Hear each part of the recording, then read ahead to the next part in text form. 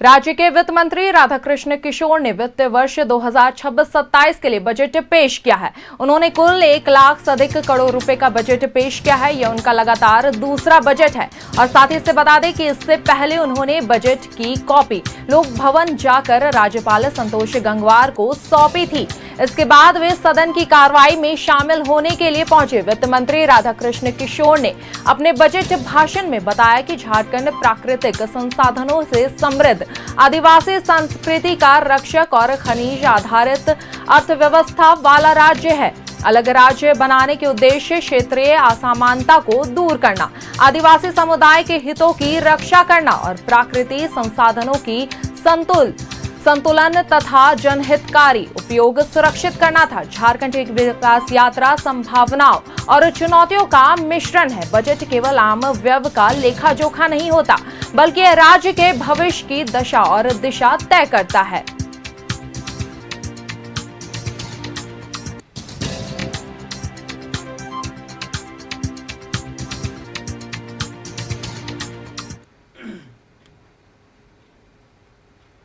इसी खबर पर अधिक जानकारी के साथ हमारे सहयोगी राकेश विधानसभा परिसर से हमारे साथ जुड़ गए हैं। जी राकेश, जहां बजट आया है वहीं झारखंड के हित में काफी कुछ बोला गया है, वहीं आदिवासी के हितों में भी काफी कुछ लाया गया है। मैया सम्मान योजना को ध्यान में रखा गया है और क्या कुछ वहां पे देखने को मिल रहा है इस पूरे बजट के बाद? देखिए, बतौर वित्त मंत्री राधाकृष्ण किशोर ने दूसरी बार जो है वो अपना बजट पेश किया है और इस बार का जो बजट है पिछले बार के मुकाबले बजट का आकार जो है वो बड़ा रखा गया है।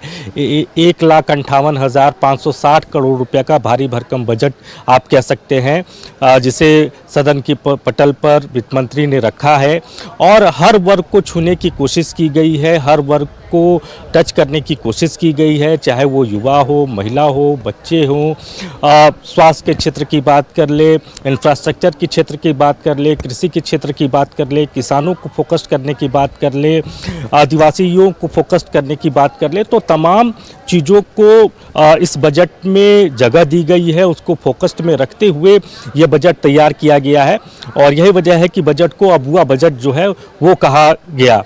आप कह सकते हैं सत्ता पक्ष के नज़रिए से अगर इस बजट को समझे तो उनका ये कहना है कि देखिए, हरे बस्ते में सुनहरे झारखंड का भविष्य जो है वो इस बजट में है।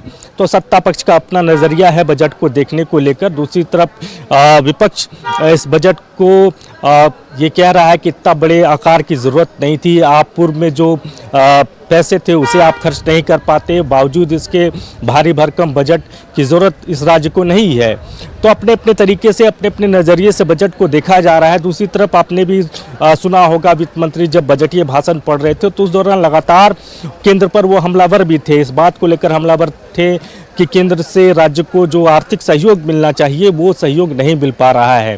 हालांकि इसके जवाब में बाबूलाल मरांडी ने जब मीडिया से वो बाहर बातचीत कर रहे थे तो उन्होंने कहा कि केंद्र के मद से जो पैसा राज्य को मिलना होता है उसका 80% पैसा जो है वो राज्य को मिल चुका है और अभी 1 से 1.5 महीने का वक्त है फाइनेंशियल ईयर ख़त्म होने में। तो जो 20% के आसपास जो पैसे शेष रह गए हैं वो पैसा भी केंद्र जो है वो दे देगा। तो राज्य जो है बेवजह रो रहा है केंद्र को लेकर, राज्य को अपने तरीके से चलने नहीं आ रहा। तो अपने अपने तरीके से एलिगेशंस जो हैं सत्ता पक्ष केंद्र पे लगा रहा है, विपक्ष कह रहा है कि सरकार को चलने नहीं आ रहा है।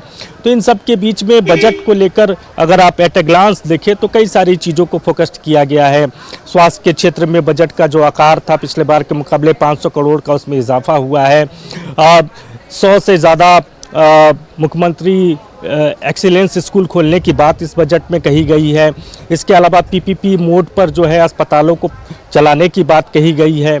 तो कई सारी चीज़ें हैं और भी जिस पर बातचीत जो है सत्ता पक्ष के लोग कह रहे हैं और उनको लग रहा है कि यह जो बजट है वो समावेशी बजट है और हर वर्ग विशेष को ख्याल में रखते हुए जो है ये बजट तैयार किया गया है।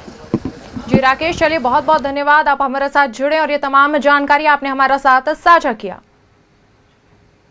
तो आपको बता दें कि अबुआ बजट आ चुका है, जहां 2026-27 का बजट अबुआ दिशोम बजट के नाम से लाया गया है।